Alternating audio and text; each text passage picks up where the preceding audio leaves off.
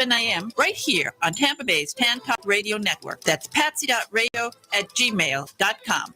Hello, this is the one and only Robbie the Shark. I want to welcome you to the new program, All Groovy, man. I just want a bunch of folks in front of my porch. Let's have a Coca-Cola, a sweet tea, or whatever your drink of flavor is, and let's just talk about life and how far we've come on the only 1340 WTAN Tan Talk Radio Network. It's All Groovy with Robbie the Shark, Thursdays from 8 to 9 p.m. Listen at your own risk. This is the Tan Talk Radio Network.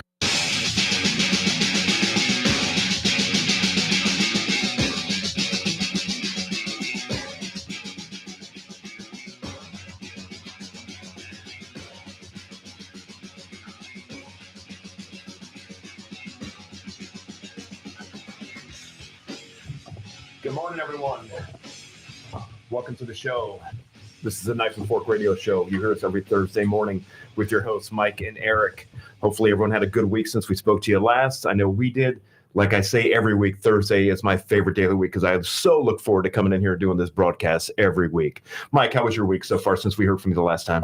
Week's been great so far. Took a couple days off, took the weekend off. Hey, good for you. Did you do anything fun? Absolutely not. That's what I like to hear. That's fun. No, that's fun. Yeah, of course. Spend some time with the family, stuff like that. It's a good time. There's nothing wrong with that at all. You got to do it. We don't get enough time in our busy lives, especially as restaurant operators, to find the time to go and spend that quality time with our family and hang out. Yeah, so it's cool to get to see my wife for a couple days. Awesome. Very cool. Very cool. Well, listen, we've got a really, really good show lined up for us today. We're going to do our normal. We're going to do our top 10 list. We'll get into that here in just a moment. Then I've got a really, really great guest in studio with us today. This guy dates back to when I was a child. I used to watch this gentleman on the news. He's had a very illustrious career in television broadcasting and radio as well. His name is Roberto Alvarez. The listening audience, if you've been in the Tampa Bay area for quite some years, you may remember him as Bob Alvarez. He was a sportscaster on multiple networks in the Tampa Bay area. And I'm literally sitting in the studio with the Tampa Bay sports broadcasting legend right now. And I'm beside myself. We couldn't be happier to have him in the studio. How are you doing, Roberto? Very well, and thank you. I appreciate it very much. Absolutely. It's our pleasure. I've been looking forward to this day since we spoke, about 3 weeks ago? At least. And I've been booked, and I haven't had the time because I try to book my shows out a couple weeks out. And then this week I had someone booked, and it didn't work out. I said, you know what? I got Roberto on the hook. Let me call this guy, get him in here sooner than later. And here we are today, and we're going to have a great show. And I can't wait for the listening audience to hear from you moving forward. Looking forward to it. And, like I tell every guest that we have in the studio, Roberto, at any point in time during this broadcast, if you want to chime in, don't worry about it. Jump right in. You don't have to wait for the second hour or the second segment of the show to start talking and doing whatever. We're interactive. We like the guests to call in. We like to banter back and forth, Mike and myself. And anytime you want to jump in, you're our guest on the show. So you've got the floor just as much as Mike and I do. Thank you.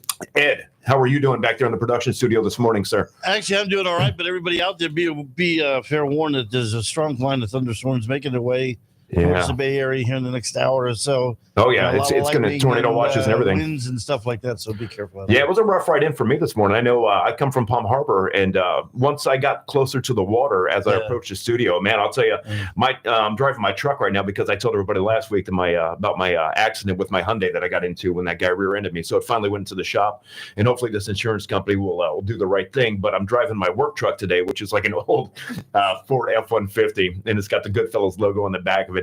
No air conditioning. I have to put power steering fluid in every 2 weeks. It burns oil like nobody's business. It leaks oil. It gets 13 miles to the gallon. It is just a tank. But I'm telling you, 260,000 miles on a work truck, and that thing is strong, man. I drove that here this morning. What's that? Still pumping, right? Oh, it's still pumping, man. Yeah, I drove it here this morning, and the wind was so strong.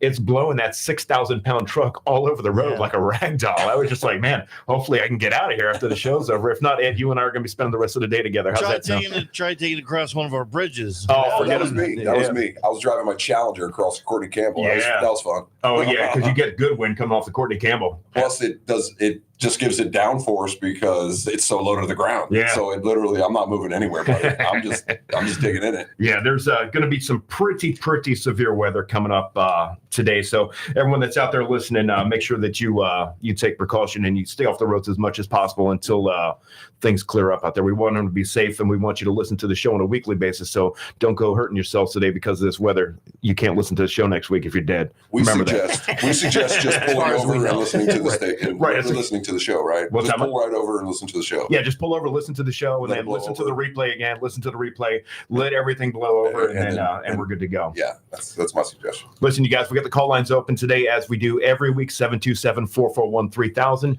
If you're outside of the listening area, you can call us toll free at 1-866-826-1340.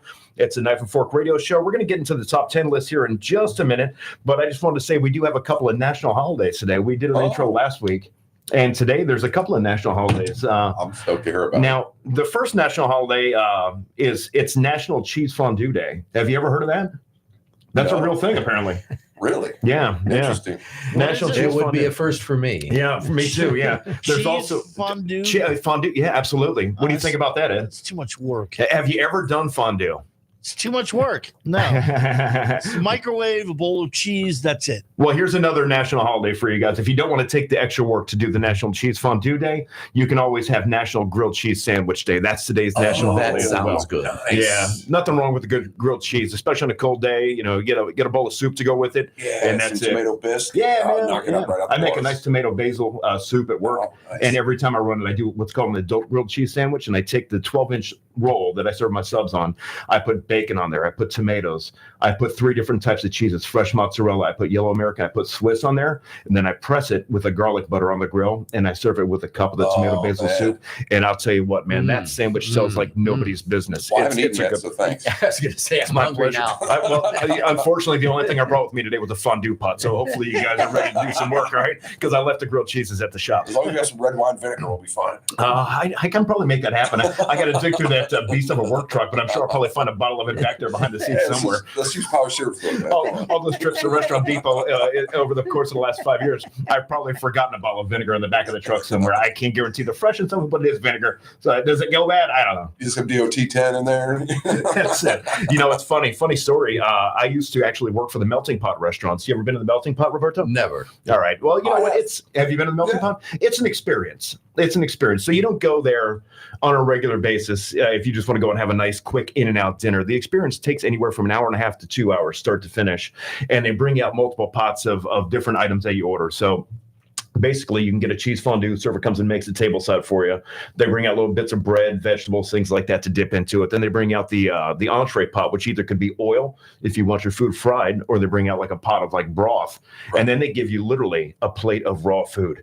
And they say, okay, here's your dinner. And then you have to take the raw shrimp, steak, chicken, whatever it is, stab it with the fondue fork and cook it yourself. That is got to be a franchise owner's dream, because you don't have any recooks. You don't have anything coming back to the kitchen. You don't have the cooks in the back that are undercooking or overcooking the steaks.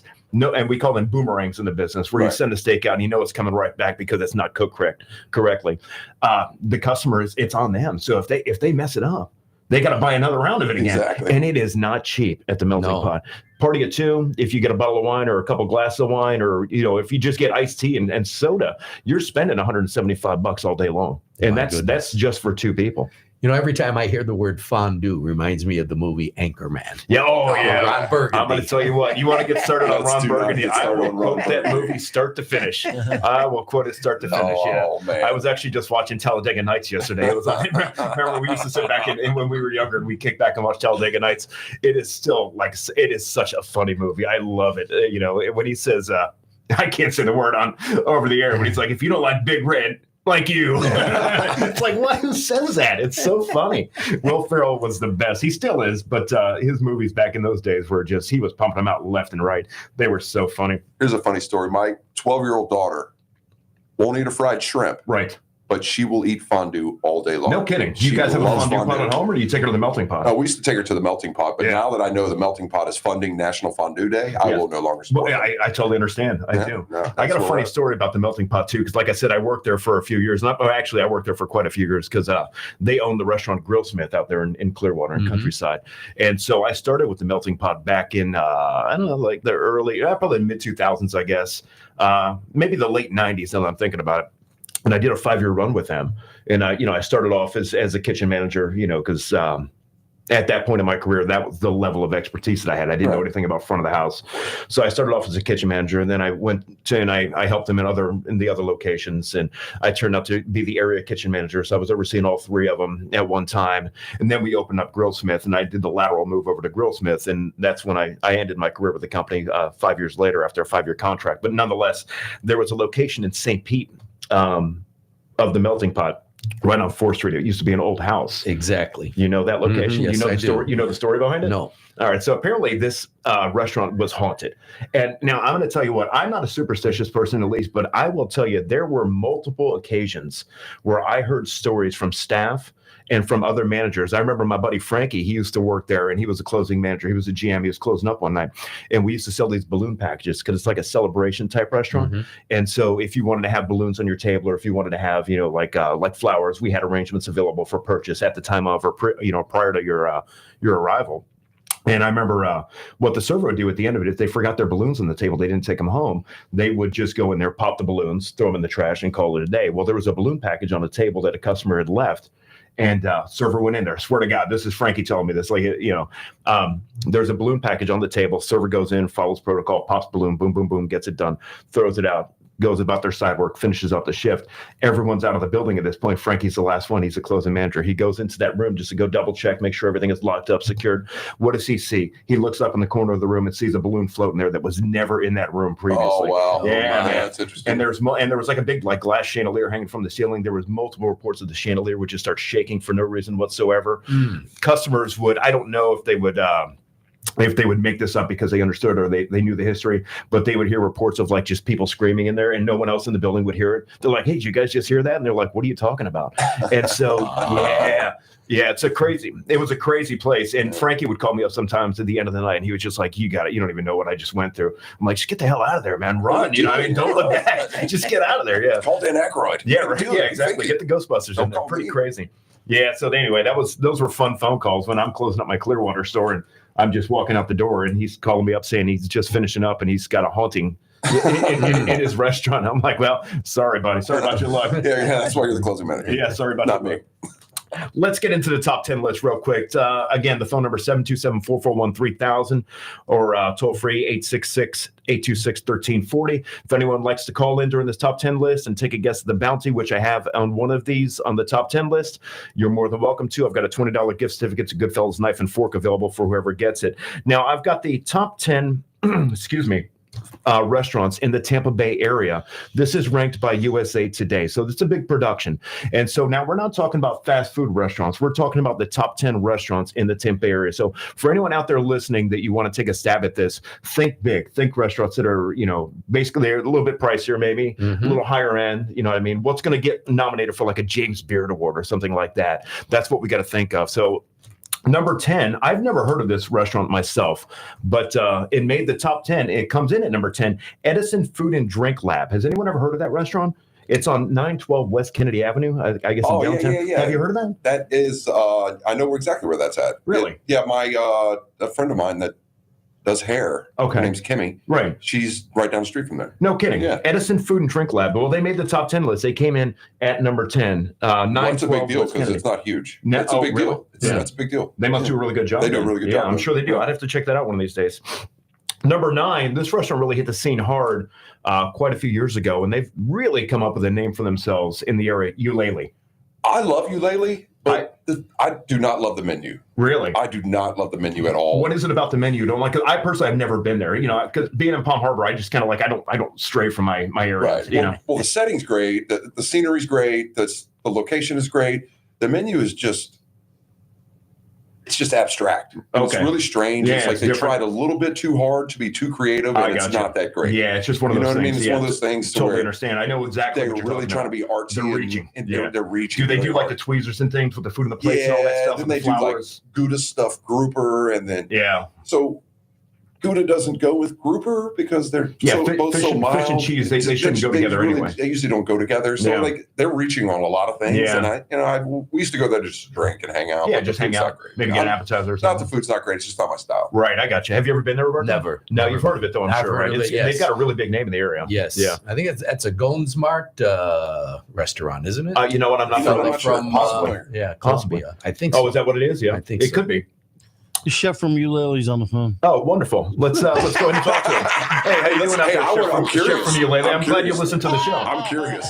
Everything is great at my restaurant. Okay, thanks, Chef from Eulalie. We'll talk to you soon. Number 9, this restaurant my wife and I, we go to. We haven't been there quite some years, but it's a really, really good restaurant. And it's in the Hyatt out there on the Courtney Campbell Causeway in the Tampa side, Oyster Catchers. That comes in at number 8. Great restaurant. They do a phenomenal job. They're right there on the water. They've got one of the best views in Tampa when you look out the window.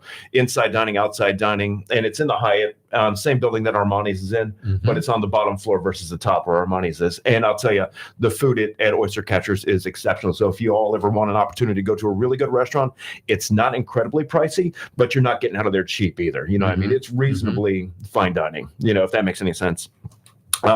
Tampa Classic, number 7. Columbia Restaurant.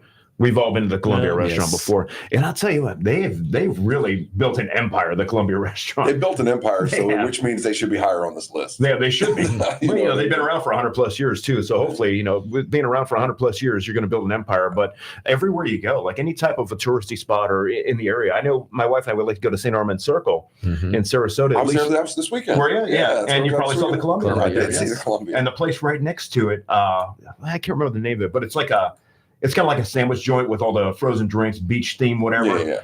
They're owned by the Columbia as well. So it's the same company. And they throw down, man. Their food is outstanding. Really? We go there instead of the Columbia when we go to St. Armand's because it's just, we want something quick. We want a nice sandwich. You know what I mean? We don't want to sit down, order paella, wait 45 minutes for it. We just want to get in and out, maybe get a beer or get a cruising, hanging out, whatever. Exactly. But yeah, they do a really good job. Number 6, this one hit the scene pretty hard too. Rooster in the Till. Rooster in the Till. Rooster in the Till is good. Yeah. This reminds me a little bit of Eulalie. Oh, is that right? But a little more southern fried. I got you. So, I prefer the menu definitely over Eulalie. Oh, Rooster in the Till? Yeah. 100%. Yeah, they hit the scene pretty hard too. And that's a small little operation too. Small operation. I know the executive chef of Rooster in the Till, and you won't even believe this. They don't even have a walk-in cooler there. Really? They work out of Reach-ins. They basically do the same thing at Rooster in the Till that I do at my restaurant. So all the prep they have to do for the day of, nothing is left moving into the next day because they don't have any storage. There's no walk-in cooler. And it's a small little dining room. There's not that many tables in there. Very arduous to have to do that every single day. Oh, my God. You don't even know, man. I do. Oh, I know. Yeah, I do. It's not easy. It's not easy. Next restaurant, number 5, Cena. Has anyone heard of that? Cena? Like John Cena, spelled the same way? C-E-N-A? No, I haven't seen it. It's in Channelside. Yeah, I've never heard of that one.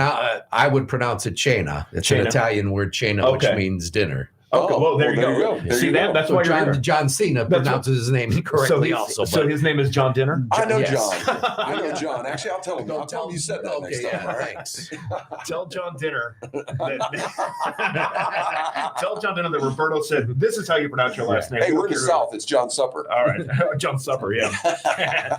Coming in number 4, On Swan, 1501 Swan Avenue. Everyone's heard of On Swan. Oh, yeah. Number 3, Mise en Place out in Kennedy in Tampa. Great restaurant. I haven't been there. Marty Blitz, great. He's classically French trained.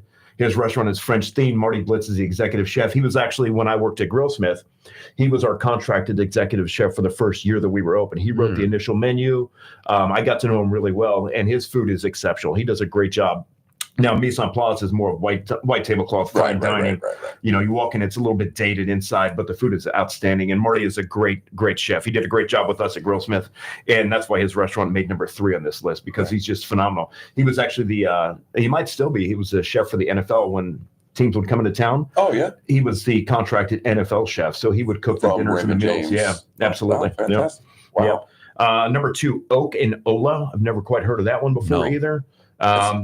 I think I've seen it, but I haven't been to it. They're located at 1910 North Ola Avenue, shockingly enough. Right? Maybe they're on the corner of Oak and Ola. I don't know. Yeah, maybe that's it. Makes sense. And then number one, it's pretty well-known restaurant in the area. Everyone knows it. Everyone's probably been there. Burns Steakhouse. Number been a one. long time. Yeah, I know. Me too. It's been a long time. I enjoy Burns like anybody else. Yeah, of course. You know, I still prefer Charlie's over Burns any day of the week. You know, and Charlie's does a great job too. Ruth's Chris does a great job. Ruth's Chris does I'm shocked that they're not on this list. I know, me too. Burns just has that reputation though of excellence in the and then area. the dessert room and then all that. Absolutely, they have it's the pinnacle of dining. Yeah, it's the experience. It's the pinnacle of dining. Absolutely. So am I mistaken? All those you listed were in Tampa. Everything on this list was in Tampa. Yep. It was a top 10 Tampa restaurant list. No Eddie V's or anything like that? No, Eddie V's was on the list, but it didn't make the top 10 list. I don't remember what number it was. I think it came into like number 12 or 13, Eddie V's, man. if I remember correctly. Yeah. But it didn't make the top 10, but it was on the list for sure. 100%. Ocean Blue. I didn't even see that one on the list at all. Ocean Prime, yeah. All those Listen, guys. I love Ivaroni's. You know what I mean? Ivaroni's does a good job. Ivaroni's. I think they do a great job. You've probably been to Ivaroni's before, haven't you, Roberto? Long time ago. Yeah, Himes in Tampa. If you're a Palm Harbor guy, I'm out by St. Pete Beach. Oh, okay, I got you. Yeah, that's my neck of the woods. Yeah. We've got a friend of ours that you ever go to downtown St. Pete for dinner and hit those little tiny restaurants out there? Sometimes. Yeah. We got a friend of ours. He opened up about 3 years ago called Wild Child. The food is absolutely top notch. He's an excellent chef, and he does a really good job. He's a chef owner, and they do a really, really great job. Their food is outstanding. So, again, another small little place. Not that many tables inside, not too many outside, but they pack them in, man, and they've got a good reputation. So if you ever want to go to downtown and get something to eat, try it out, man. Yeah, Chef Rob, he owns the place. He will take good care of you for sure. Shout out to you, Rob.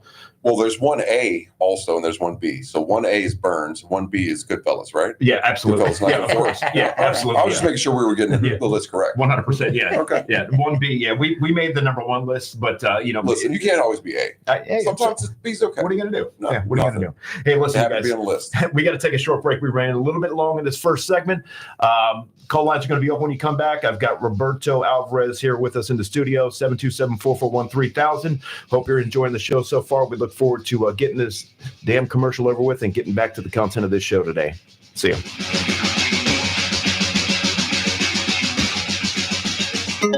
This is the Tan Talk Radio Network. At Goodfellas Knife and Fork Italian Kitchen, we never compromise quality. Every dish is made to order, and everything that goes in the dish is made from scratch. From our delicious marinara sauce to our homemade croutons that go in your Caesar salad and everything else in between. We offer dine-in, takeout, and delivery as well. Call us at 727-841-8864 or check us out on the web at www.goodfellowsitalian.com. We also have a full catering menu available for all of your large party needs.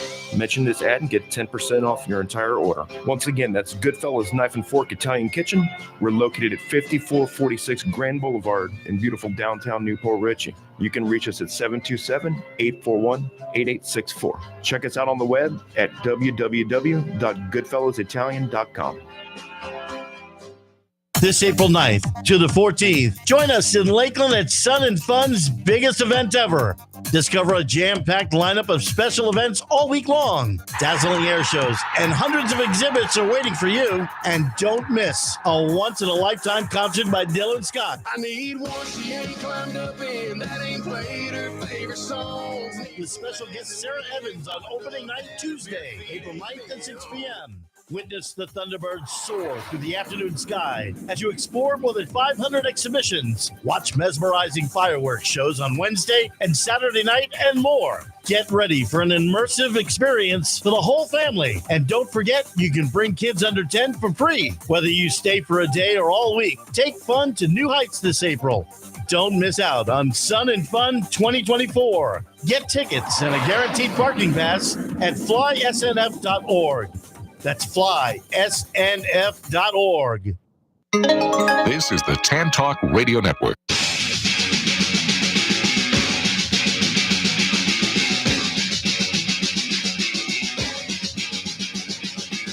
Welcome back, everybody. You're listening to the Knife and Fork Radio Show with Mike and Eric.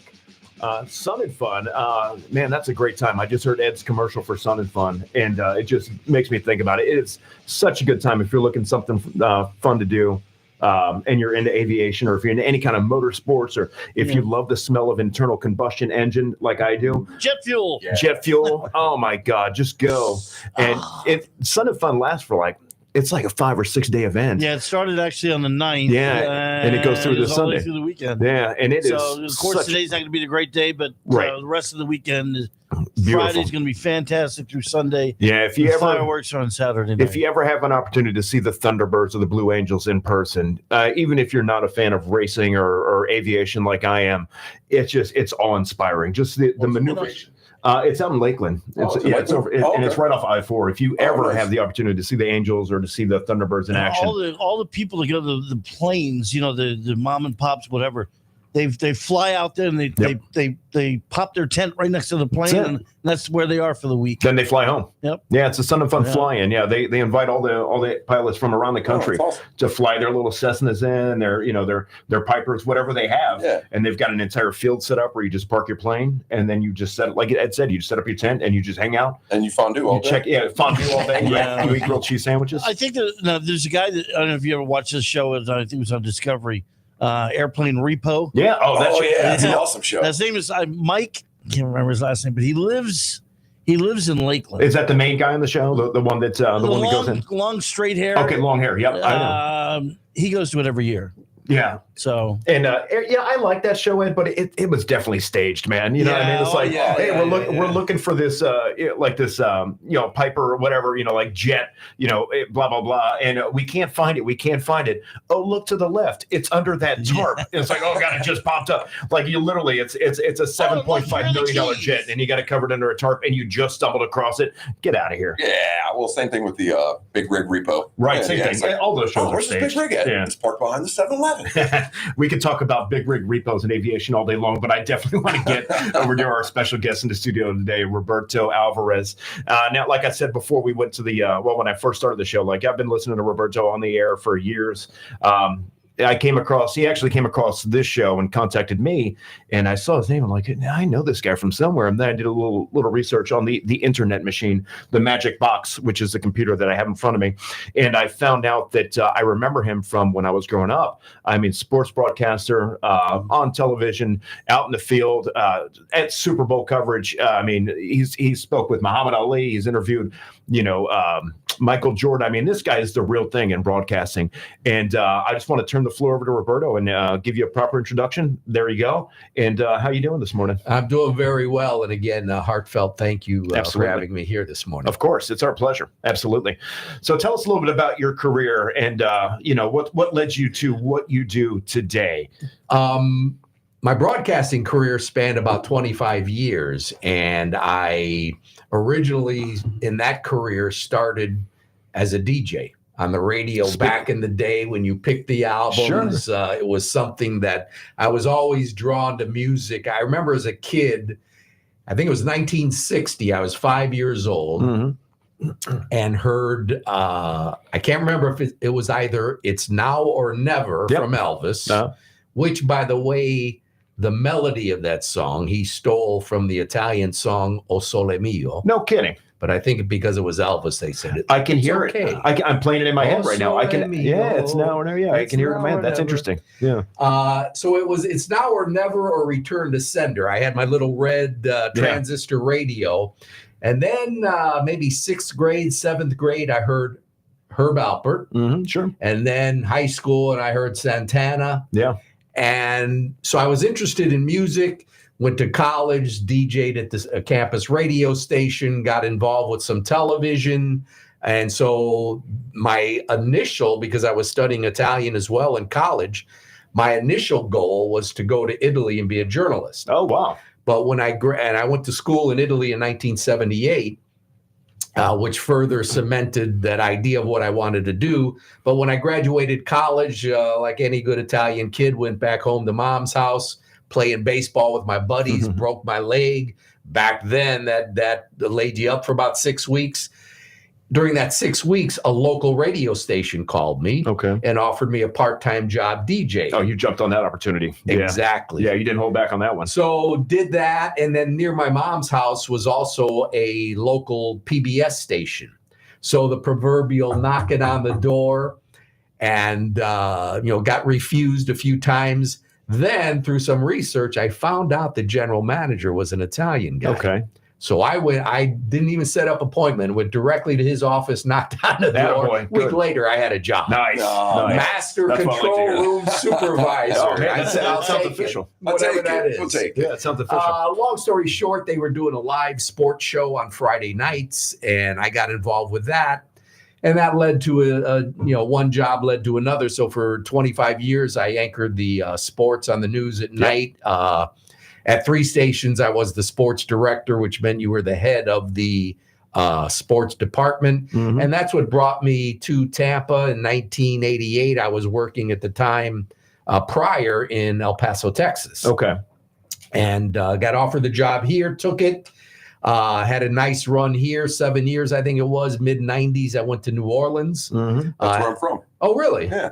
I worked at WDSU. Oh, nice. NBC Fantastic. affiliate in New Orleans for 3 years. Jim Henson? Yes. All right. Yes. Well, hometown hero. Did my 3 years there. Liked New Orleans, but didn't like it enough to want to stay. So I left and came back here. I was working for a production company, Video Art Productions in Palm Harbor, and we were doing the Buck Show, the Rays Show, the Lightning Show, etc. So got involved with that, and then about 2002, had the proverbial look in the mirror, and I just wanted to do something new. Yeah, I mean, I knew during my broadcasting career that wasn't going to be it for me. And hence, I was never interested in working for ESPN or anything like that. I knew there was something else I wanted to do. So I looked in the old mirror and said, what else do I know how to do besides this? Talk, microphone, transmit. So I said, well, I speak Italian. I have a degree in Italian. I've used my broadcasting degree. Let me try this one. So I approached community center, did a few classes. Nice. And then I started approaching restaurants. So what I do now, my Italian classes, I teach beginner's conversational Italian. Mm-hmm. So I do my classes in Italian restaurants.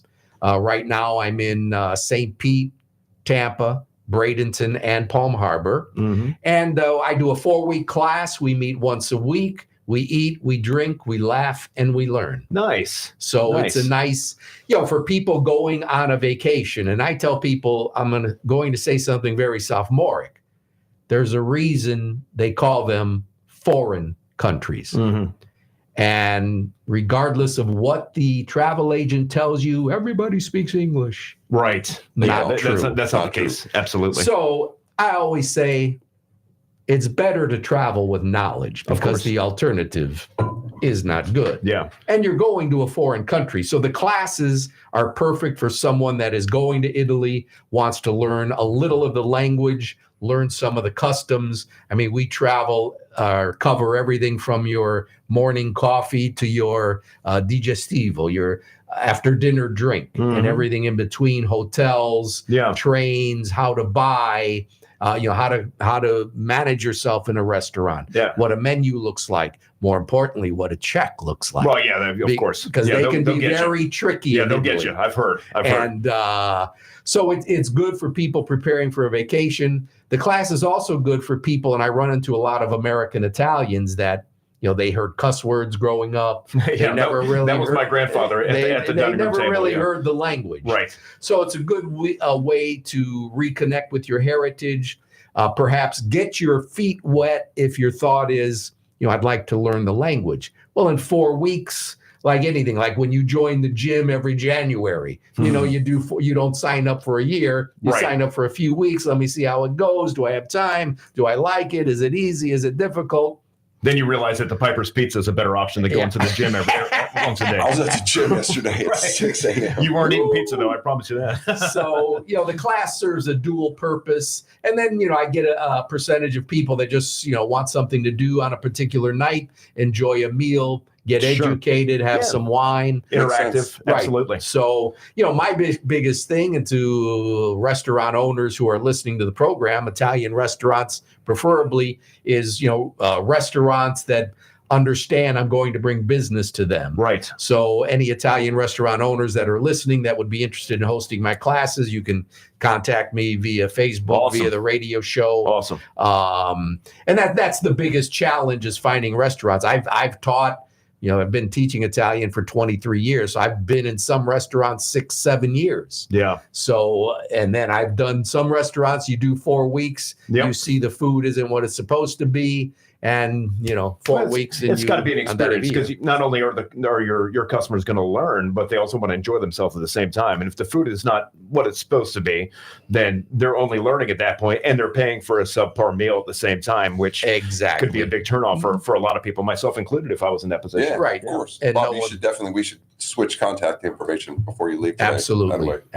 Yeah. So the class serves a dual purpose. Again, people traveling, people wanting to reconnect with their heritage. And it's, it's just like restaurants. Okay.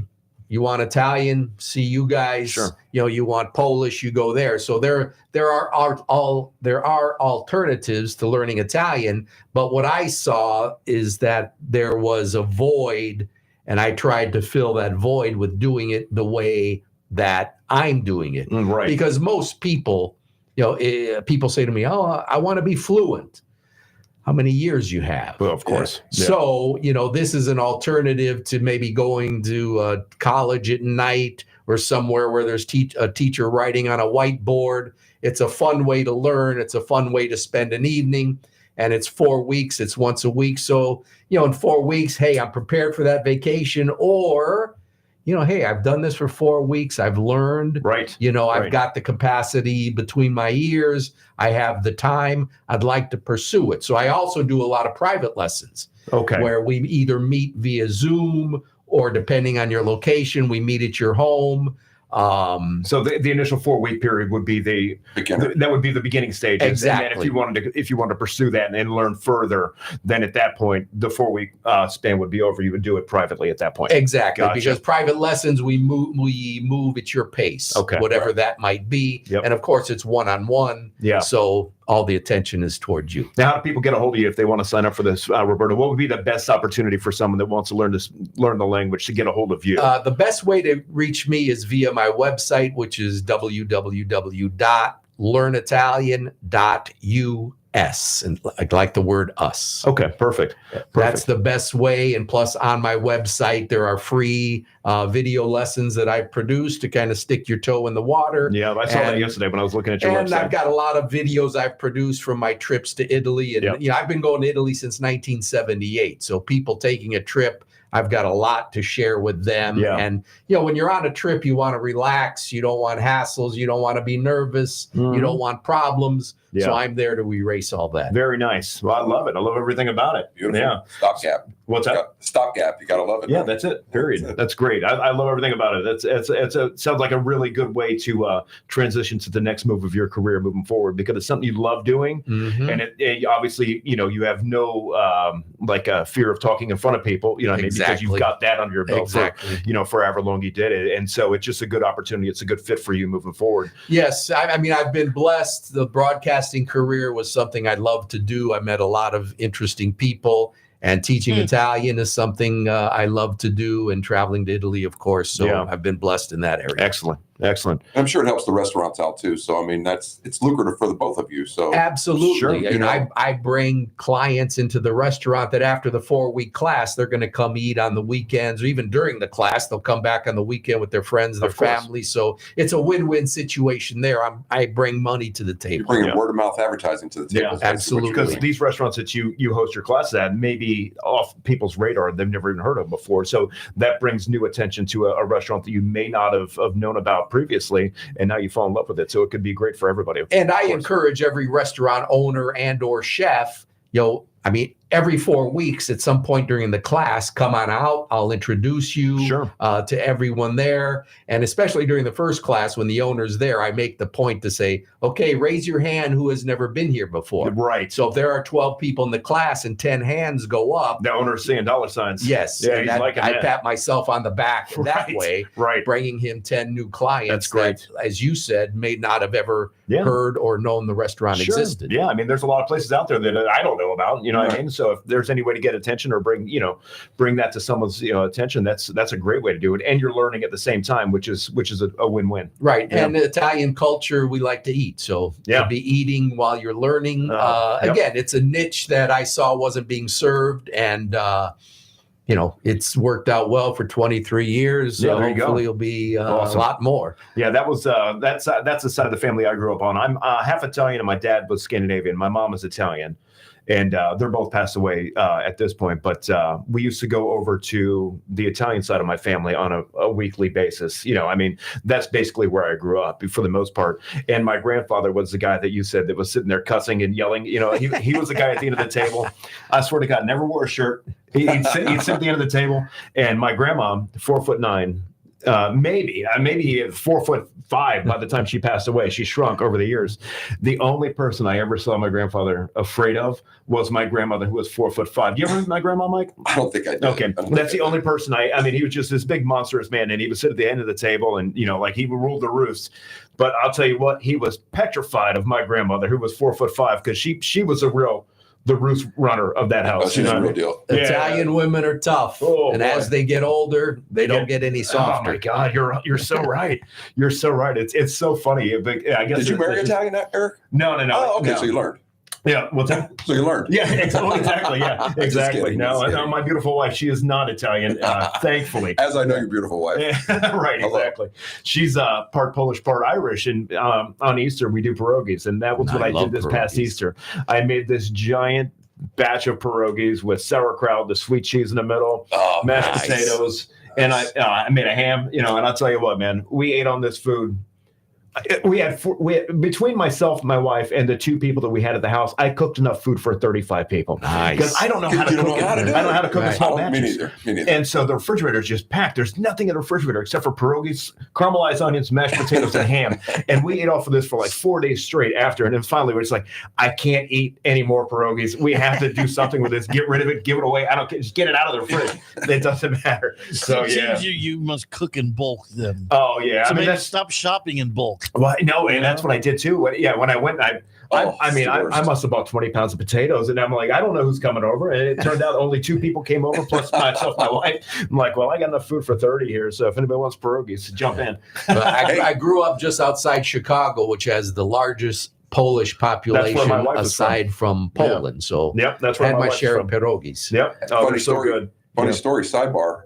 The Pittsburgh Pirates and the Philadelphia Phillies are offering this year at their home stadiums a giant Philly with pierogies inside. How was that even a thing? I don't know, but it looked beautiful. So it's got the Philly steak in there? It's like a big Philly steak, about this long, and then they have pierogies just inside of it with the Philly also, and some type of sauce on the top of it. My God, man. That is just...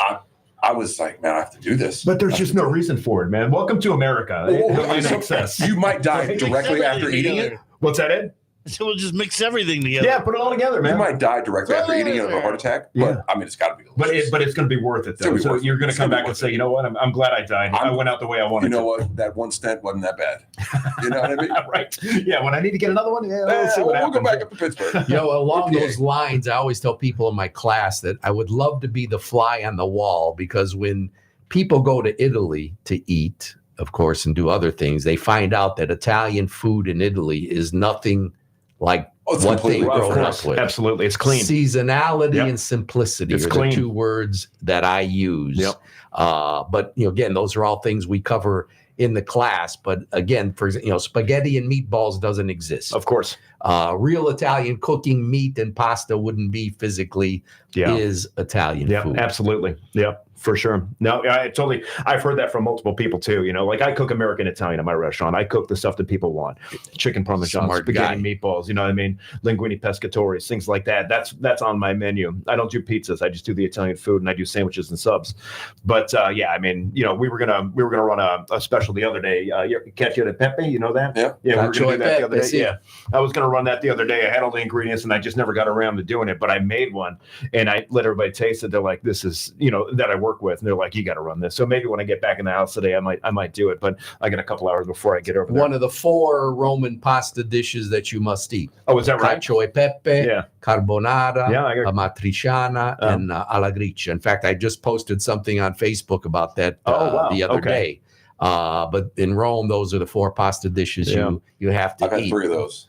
Yeah. Yes. I've got 2 of those. I got 2 out of the 4. Yeah. I think I've had all 4 in one day. Oh, That's one a lot. time in Rome. Yeah, So. that's a good day right there. Hey, listen, folks, we got to take a quick commercial break right now. It's 9:49 on the Knife and Fork Radio Show. Phone lines are still open, 727-441-3000. We're going to come back, wrap the show up here in this next segment, and I'm going to tell you about a few things that I hate. This is the Tan Talk Radio Network. At Goodfellas Knife and Fork Italian Kitchen, we never compromise quality. Every dish is made to order, and everything that goes in the dish is made from scratch. From our delicious marinara sauce to our homemade croutons that go in your Caesar salad and everything else in between. We offer dine-in, takeout, and delivery as well. Call us at 727-841-8864 or check us out on the web at www.goodfellowsitalian.com. We also have a full catering menu available for all of your large party needs. Mention this ad and get 10% off your entire order. Once again, that's Goodfellas Knife and Fork Italian Kitchen. We're located at 5446 Grand Boulevard in beautiful downtown Newport Richey. You can reach us at 727-841-8864. Check us out on the web at www.goodfellowsitalian.com. This April 9th to the 14th, join us in Lakeland at Sun and Fun's biggest jam-packed lineup of special events all week long. Dazzling air shows and hundreds of exhibits are waiting for you. And don't miss a once-in-a-lifetime concert by Dylan Scott. I need one she ain't climbed up in, that ain't played her favorite songs. With special guest Sarah Evans on opening night Tuesday, April 9th at 6 p.m. Witness the Thunderbirds soar through the afternoon sky as you explore more than 500 exhibitions. Watch mesmerizing fireworks shows on Wednesday and Saturday night and more. Get ready for an immersive experience for the whole family. And don't forget, you can bring kids under 10 for free, whether you stay for a day or all week. Take fun to new heights this April. Don't miss out on Sun and Fun 2024. Get tickets and a guaranteed parking pass at flysnf.org. That's flysnf.org. This is the Tan Talk Radio Network.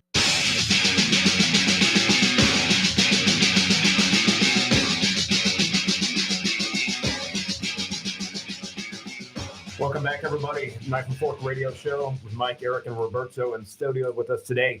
That was a really good segment, the last one. You know, it was a pleasure learning and hearing about your expertise and all of your endeavors in the world of sports and commentating and broadcasting and now the new phase of your life that you're in right now. That was very enlightening, and hopefully for everyone out there listening, if you do have any desire to learn Italian and you want to try some good food, get in touch with Roberto because he's got you covered. Like I said, he's going to teach you. He said he's going to teach you a 4-week class. He'll get you basic conversational to do the basics and at least get you around or at least get your foot in the door. And then you may experience a restaurant that you had no idea existed in the meantime. So it's a win-win. And let's get you out the country. Have some fun. Well, yeah, let's get out of the country. Yeah. I want to bring up a quick, I've got about 8 minutes, about 7 or 8 minutes till the show ends. And I'm going to knock out a few little points that I want to touch on. I've got a girl that I know. All right. And she works at this pizzeria. All right. Now get this, Mike. This is a crazy story. Okay. Out in out in the Riverview area. Okay. Now, apparently they do a bang up business. They do a pretty good job, right? The owner keeps all of the tips that the staff makes. They're not allowed to keep any of the money. So you walk in the door, you throw a $5 bill into the tip jar, right? At the end of the shift, the $5 should be divided up between the people that are on the tip out program, right? Of course. No, none of this joint, man. The owner keeps all the credit card tips, keeps all the regular tips, and just pays the staff the amount of money that they make per hour. It's $12, $13, whatever it is. I don't think that's illegal. I don't think it's illegal either. It's immoral. There was an episode of Gordon Ramsay's, not Hell's Kitchen, but the other one, the Dining Room Nightmares, whatever. Right, Kitchen Nightmares. The owner. Yep. Kept the tips. I saw that episode. Yeah, and they went. It's not illegal. No, it's perfectly legal. It's immoral, but it's immoral. It's not legal. It's immoral. That's the problem. You got working a counter at a pizzeria. What do you got? You got a high school kid. Let's call. You don't have a 48, 50-year-old man working a counter, answering phones, ringing in pizzas. You got a high school kid that doesn't necessarily need the money, but appreciates the money at the same time. And you know what? When you throw that extra $5 in the tip jar, you throw that $5 on a credit card for a tip, and it adds up. I'm gonna tell you, man. These guys at my restaurant, they make so much goddamn money from the tips that they get. I mean, it's crazy. You know what I mean? Just the only way to survive with inflation. Like the second half of the shift. I mean, I have And any given time, I've got 3 to 4 people working there. The other night I had 3 people working there. I looked at my credit card tips that I had to pay out the next day, and I was like, oh my God, I just need to work here. You know what I mean? I'm in the negative. Yeah, can somebody buy this place immediately so I can just work for them? Because they're making so much money. I mean, the typical at any given day on a slow day is $65-$70. Wow. And I divide that between 2 to 3 people at the most on any given day. That's so nice. in addition to their pay that they're making, and that's just the credit card tips. That's not the cash that's in the bucket that they split up that I don't even know about. You know what I mean? Man. That's just the credit card tips. And so it's going to be disheartening when you're a high school kid, you're breaking your ass for this guy or this girl, whoever it is that owns the place, and they're keeping your money. You know what I mean? It's disheartening. It's not illegal, but it's 100% immoral. And It's possibly illegal considering if he's. Well, no, they're making more than minimum wage. They're making minimum wage. Well, yeah, as long as they're not, taking a $3.02 tip credit. They're not tipped out employees. Okay. They're making $12 an hour. But I mean, how effed up is that, man? How about the living room? Have you heard about the living room? I know the living room. I don't know what's going on. They're creating a 20% service charges on top of the bill as soon as you walk in the door. I know. I did hear that. And then out there's Dunedin. and that goes to the restaurant. Yep. So then you have to tip accordingly on top of that. They justified it with the fact that they have to give their workers more money because of inflation, because of that. Well, and the rising rate of minimum wage, obviously. Right. But because they have to pay more in order to staff properly, they're going to charge more. They're not going to raise the menu prices. They're just going to charge you a 20% flat across the board. I couldn't believe that when I heard it either. Oh, there's so much pushback right now. My buddy. You think I can get away with it at Goodfellas? Hell yeah. All right, so start today, guys. 20%. I'm just kidding. I'm not going to do that to you unless you really want to give it to me. I'll take it, but I'm not going to force you to do it. Okay. No. We're not going to go out of business on 20%. Though. No. Deal.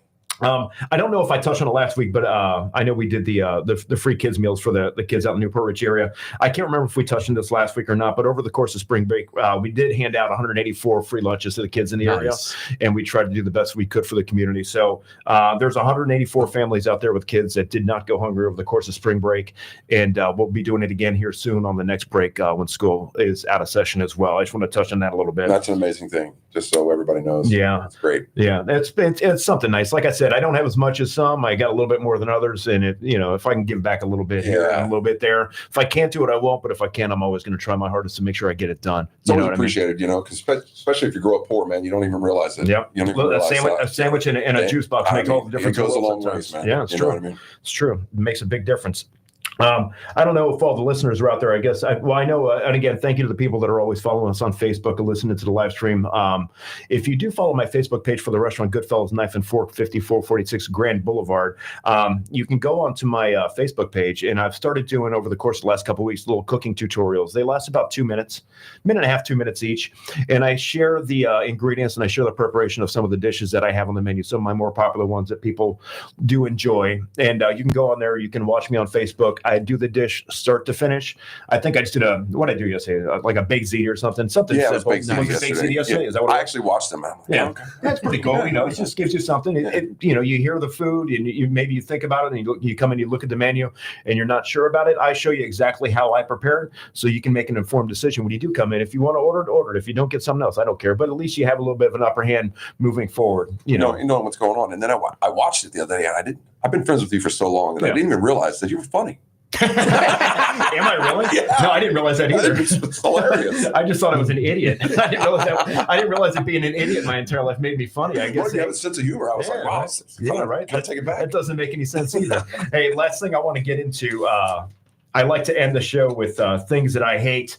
And this is a good segment right here that we just started rolling out about 3-4 weeks ago. And Roberto, I like to end the show with this. And I go off on these tangents about things that drive me crazy in the world today. Not restaurant related, maybe they are. But I'm going to start off with, you know what? Yeah, where do you get your hair cut, Mike, when you go for hair? Or do you do it yourself? I know a lot of people do it. No, I don't do it myself. I don't have enough hair to do it myself. Right. I go to the barbershop on the corner by where I work. The barbershop. It's $20. Yeah. And I don't want to give any negative connotation, but he only accepts cash. I know. I don't know what's going on with that. Most barbers do. He only accepts cash and Venmo. I'm like, hey, what are you doing? Well, I don't go to the bar. Sometimes I go to the barbershop, but usually I go to like Great Clips or Supercuts. It's quick, it's easy, it's convenient. You know what? Here's the thing. When you're cutting my hair, don't talk to me. I don't want you to talk to me. I just want you to cut my hair. I'm here for a service. I'm not here for a stupid conversation that has nothing to do with it. When I leave the building, it's not going to impact my life. Listen here. hairdressers. It's super cuts and great clips. When I come in there to get my haircut, do not talk to me. Ask me how am I doing? How would you like a cut? And I don't want to talk to you for the rest of the time. That is it. Thank you. Some Next of my thing. worst haircuts in my life because you wouldn't shut up. I'm telling you, yeah.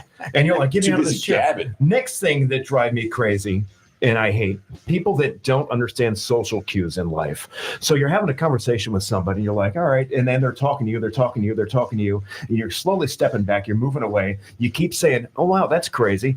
Don't get the hint. If I say, wow, that's crazy 9 times in one conversation, odds are I'm not paying attention to a goddamn word you're saying, and I don't want to talk to you anymore. Understand my social cues. When I'm moving backwards away from you and saying that's crazy multiple times, I hate you.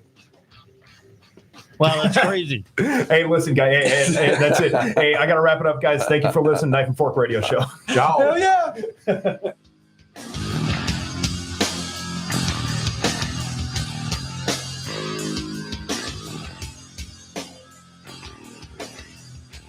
WTAN, Clearwater, FM 106.1, WDCF, Dade City. FM 102.3. Listen. This is CBS News on the Hour, sponsored by Progressive Insurance. I'm Stacey Lynn. The Justice Department has announced new federal rules aimed at closing the so-called gun show loophole. Attorney General Merrick Garland. This regulation is a historic step in the Justice Department's fight against gun violence. It will save lives. Under the new rule, background checks will be required before anyone can buy guns online or at gun shows. It's set to go into effect in about a month.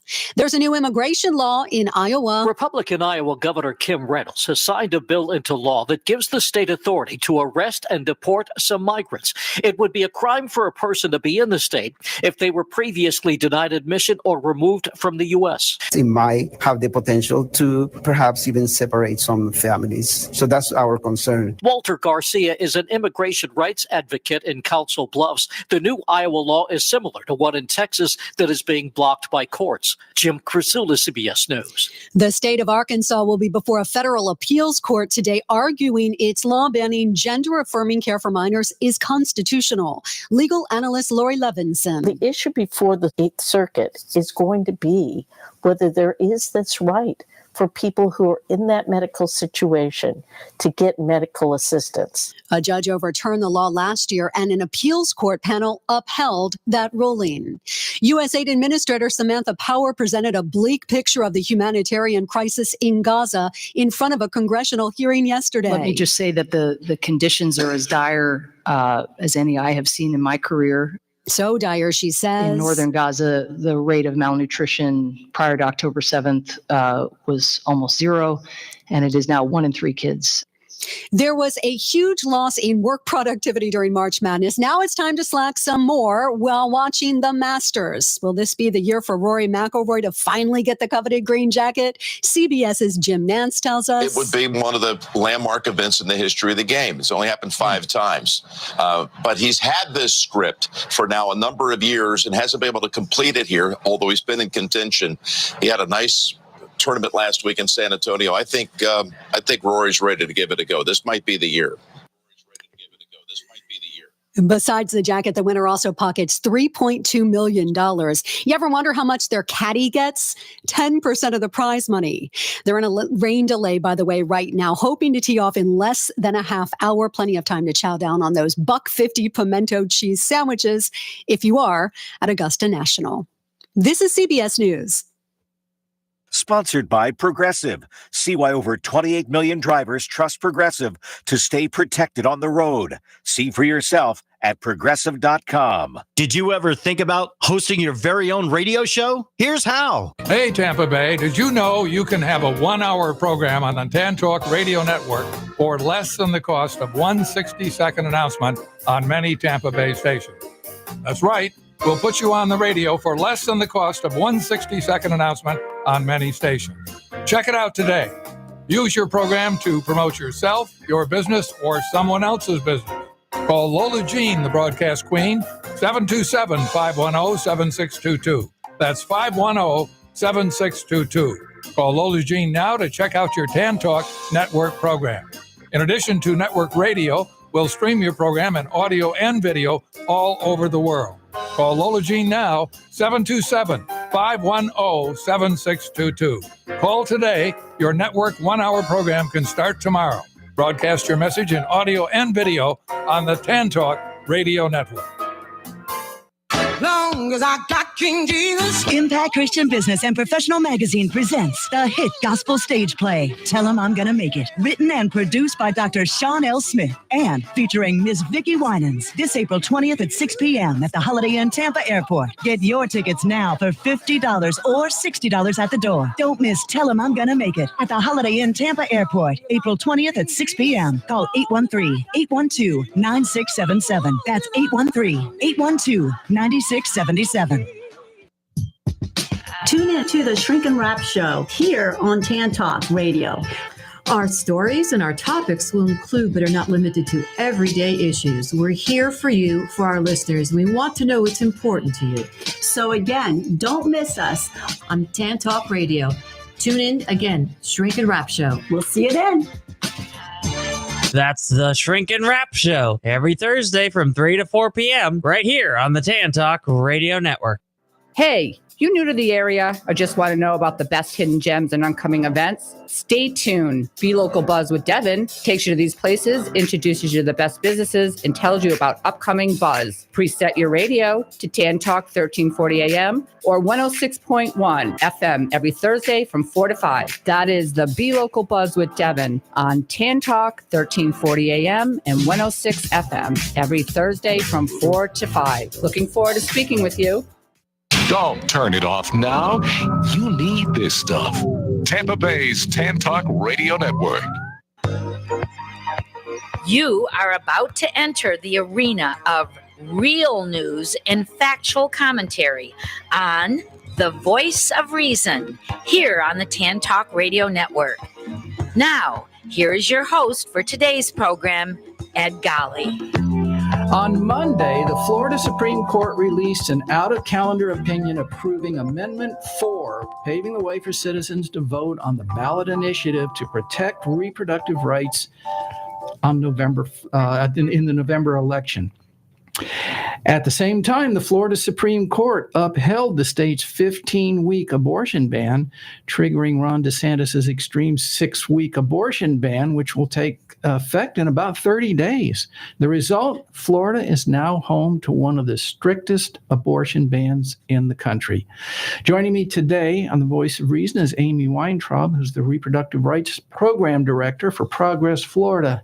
Amy, we need to sit up and take note about what's going on here in Florida and how serious is this situation. I mean, we have an opportunity to vote. We know we need 60% to pass this.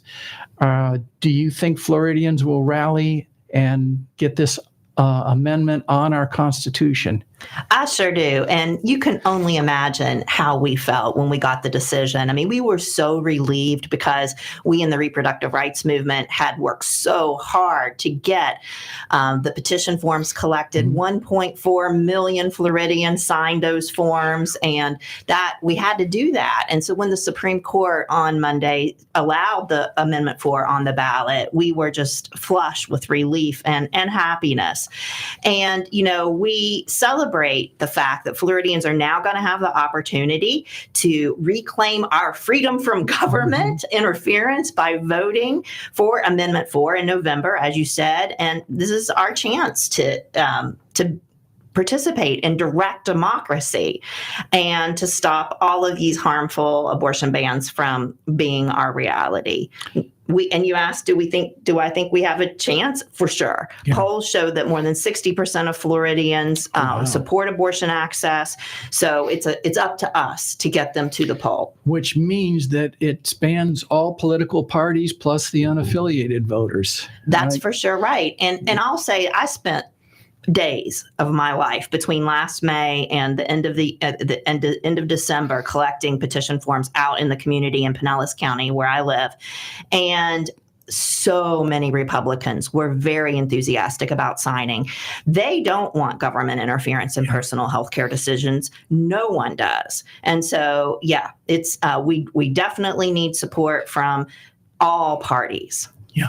Well, you may or may not want to answer this question, but do you think that there was some motive behind DeSantis's efforts to really essentially eliminate abortion in Florida? Because 6 weeks means essentially it's illegal in Florida, and probably is steering us toward a personhood at conception law.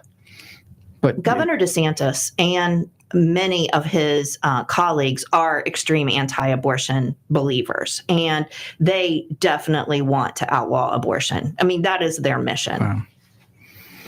I also I wanted to mention, you brought up the other decision that the Supreme Court announced on Monday, and that is a terrible one. And that is one we couldn't fully celebrate, because we know that before we get the amendment passed, there's going to be a ton of suffering in Florida because of this imposition, or because of the new 6-week abortion ban. Not just Florida, by the way. This is a public health emergency that's going to affect the whole South, because I don't know if you know, but Florida provides more abortion care than any other state except California. And many of the people who come here who access care are from other states where bans are already in place. Well, this November, it's not just access to safe legal abortion that's on the line. It's access to emergency medical care, medication abortion, and contraception for the millions of women who depend on it each year. So that this is really potentially going to spill over into the whole area of contraception. I mean, we know that Justice Thomas on the Supreme Court wants to really establish personhood at conception and get rid of contraception, make contraception illegal. Right. He has, in his opinions, he has stated that he sees some of the Supreme Court rulings in the past that have upheld access to contraception to be problematic. So definitely we are watching him very carefully. It's an interesting time, though. Honestly, contraception has never been more accessible to Americans than it is right now. I don't know if you saw the news, but a couple of weeks ago, we found out that Walgreens and CVS are now going to be offering birth control pills over the counter. Wow. This is amazing. Wow. And in fact, an intern that works for Progress Florida saw it in the aisle at a Walgreens in Tarpon Springs. So we know it's either here already or it's coming. So this is amazing, right? And to imagine that there are pockets of people in the far right who want to limit access to contraception. I mean, that is so extreme. Yeah. Circling back to what you were saying about the number of people coming into this state and in the state using it, it says more than 84,000 abortions were performed in Florida last year, and the majority performed after 6 weeks. Right.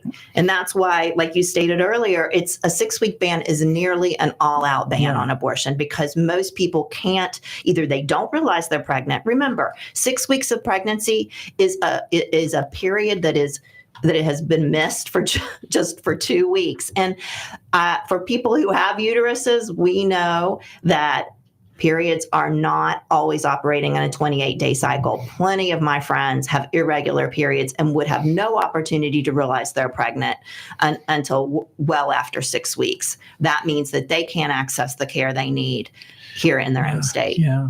Now, I think one of the most astonishing aspects about this is what a DeSantis spokesperson said in a statement after the court handed down its decisions, which is this, quote, "This amendment is misleading and will confuse voters. The language hides the amendment's true purpose of mandating that abortions be permitted up to the time of birth." And I've heard this multiple times from conservatives trying to compel me to believe that the majority of abortions take place about a week before delivery, and that not only the Democrats in Florida, but even in the Congress want to allow abortions right up to birth and even after birth. They will allow people to literally murder the infant So abortion after birth. And I don't know where they come up with this stuff. Well, they come up with it out of their own imaginations. And desperation, too, right? To sell their lawn. For sure. I mean, it's just not the way abortion care works.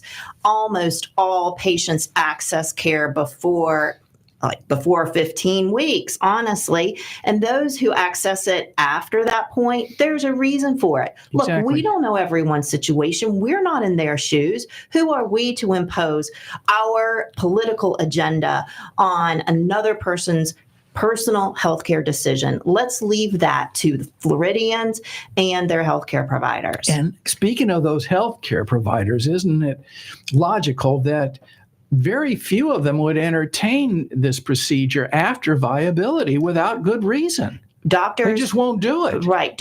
Well, there would be no compelling reason for them to. Doctors are here to help patients. They're here to help patients make decisions and to provide the care that's needed. And that's just a fact. We also have in Florida a mandatory 24-hour delay before an abortion. Yep. The passage of the amendment will undo that. Parents would still be notified before a minor child has an abortion, but passage of the proposed amendment could undo laws that require parental consent. Do you have an opinion about that? Right. The parental consent and the 24-hour delay, the 24-hour waiting period, the requirement that a patient visit the clinic twice, all of these things were put in place to be barriers to people getting the care that they need, getting abortions. And they were intentional to delay care and to hopefully, from the anti-abortion movement, to keep people from getting it. So yeah, it's going with Floridians, when Floridians vote yes on Amendment 4, that will eliminate these barriers. And that is, of course, a good public health move. You're right that it would not remove the parental notification law because that was actually passed by ballot initiative, I think, back in 2014. So the people spoke out and they said they wanted that level of parental involvement for one parent to be notified if a minor accessed care. But the permission part that the legislature passed, I don't know, maybe 3 years ago, that would be overturned. Yeah. Okay. Now, this new 6-week ban, which apparently goes into effect, 1st of May? Yep. Beginning of next month. It's going to include limited exceptions for rape, incest, and human trafficking up to 15 weeks of pregnancy, and only with some form of proof like a medical record or police report. Beyond that, any exceptions would be only for the health of the mother. It strikes me as a little bit curious that the anti-abortion crowd insists that every fertilized zygote is a human with a constitutional right to life unless conceived by rape or incest. Isn't that a little bit discriminatory? I'm sure. Isn't a life according to them? Yeah, and I've read that there's a diversity of opinion in our opposition about this topic. I'm sure that many of them feel it's a quandary. They can't get the restrictions passed unless they add these exceptions. They don't like the exceptions, but it's like a bitter pill that they have to swallow. Yeah. The Alabama Supreme Court created chaos in that state with the ruling that the frozen zygotes are actually humans. And then the legislature, running around with their hair on fire, immediately set about to straighten that out because it was such a chaotic situation in the clinics that provide these services. And I wonder, would that judge consider all these zygotes to be humans to be counted in the next census so they get more representation in the in Congress? I mean, the implications are just end up being absurd when they go to these extremes. It is. But that ruling was interesting. When that ruling came down out of Alabama courts, it actually had a really positive impact here in our Florida legislature, which was in session at the time, because they were floating a civil liabilities bill that everyone woke up and saw this could affect people who have these IVF treatments. And so it basically killed a bill, which very, very well could have made it through. So we were actually really happy about the timing of that. Yeah. The encouraging news also from a national perspective is the fact that reproductive rights initiatives have won on every ballot since the fall of Roe v. Wade. Because the majority of Americans, regardless of political affiliation, seem to agree that doctors should decide what's best for their patients, not medically untrained politicians. It seems ironic to me that one of the arguments against having national health care or Medicare for all is, we don't want politicians governing our health care, which they wouldn't do anyway. It would just be a means of being able to stay out of bankruptcy court for 500,000 American families every year. But then they turn right around and say, but yes, people who have no medical training in reproductive issues are going to decide that women need to bear children whether they want to or not, or whether whether they have medical issues that can cause severe health problems with that. Yeah, voters are awake to this, and that's why these amendments pass, because voters don't want this political intervention with personal health care decisions. They don't want it in Ohio. They don't want it in Michigan. They don't want it in Florida, and that's why we're going to succeed on with the Amendment 4 in November. And of course, they're not going to be able to move it to the middle of August in a special election. It's going to be on the same ballot when we go and vote for the president and our congressional representatives. So it'll both encourage turnout in that election as well as bring in, I think, a lot of people who otherwise probably would be a little indifferent toward the election, given that we're seeing the matchup that we had 4 years ago being played out again, but I think it'll really motivate people. I hope so. The judges were pretty split on their amendment decision. They decided by a 4-3 margin to allow it on the ballot, so by only one vote. Whereas in a 6-1, it was a 6-1 decision to uphold the constitutionality of the 15-week ban, which immediately triggered the 6-week ban. So I mean, you can see politics at play even in the courts, which are supposed to be immune to political reindeer games. I mean, it is a sad statement of how our courts are right now. We were very disappointed to see 3 female jurists rule against, in the minority, against Amendment 4 appearing on the ballot. 2 of them, by the way, are up for what's it called? When we have to affirm that they stay on the bench, so we have a chance to voice our dissent on that, because they were appointed by DeSantis, which means that we never had an opportunity to elect them to the state Supreme Court, and now we have the opportunity to remove them. Although I know that's not where the primary focus of the organizations that are going to be. You're right, and actually, and removing jurists from the state Supreme Court has never been done by vote. Yeah. So, I mean, it is really, really difficult to talk to voters about that and to convince them, and it's a confusing topic. You're right. We are focused on yes on 4. Yeah, tell me about Floridians Protecting Freedom. Yeah, that's the group, the coalition, that the political campaign, if you will, that is working to put forward Amendment 4 to identify, educate, and mobilize voters to vote yes on 4. Floridians Protecting Freedom is made up of a diverse set of reproductive rights groups. And we've been mobilizing people. We started with that petition collection back in early May of 2023. And even before that, we worked for about a year to come up with the language that would be on the ballot.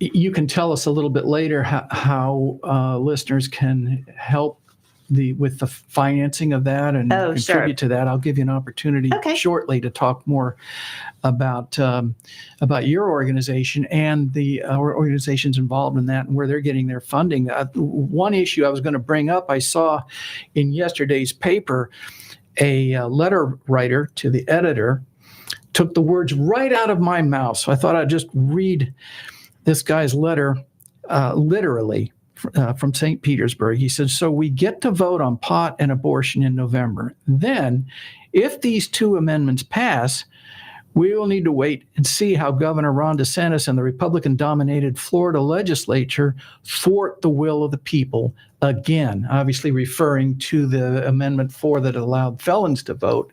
And then we saw that the governor and the legislature essentially changed the wording of that to obfuscate the will of the people and prevent them from voting because, of course, they don't like minorities voting. Yep. But do you foresee any way that this particular amendment can be altered by the legislature? Well, or I'll tell you, reinterpreted so that it doesn't give Floridians what they want? there were amazing legal minds involved with crafting the verbiage that makes up our amendment. And the lessons learned from the felons' rights, voting rights restoration were front of mind as we were crafting the language. And we do believe that this will stand up to any attempts by the legislature to thwart it.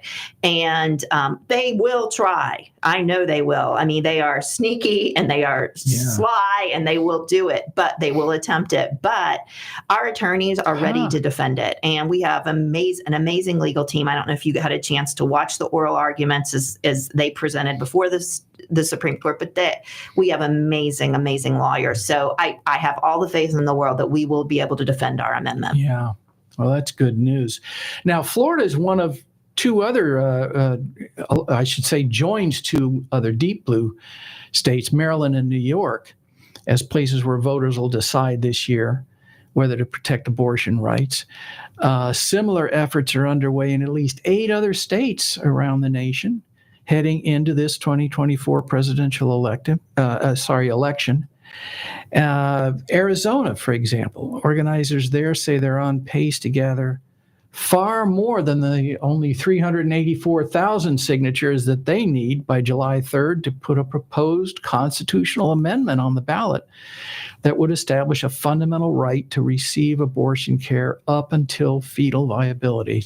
So probably just almost lifting word for word what we have. It sounds like it's very similar.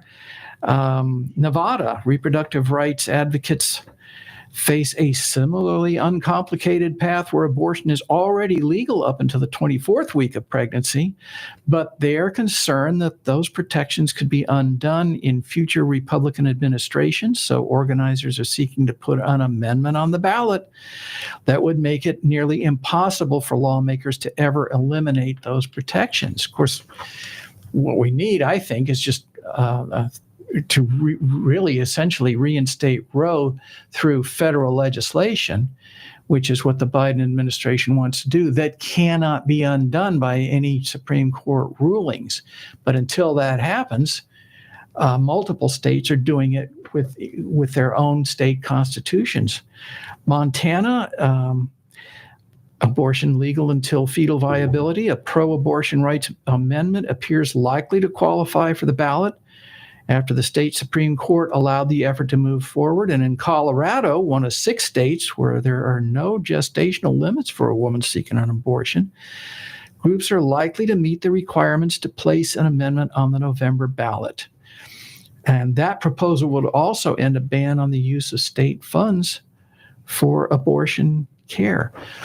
Other states, South Dakota, Nebraska, and Missouri, have more challenging roads to navigate to get their state constitutions amended, but they're also working on it. So it's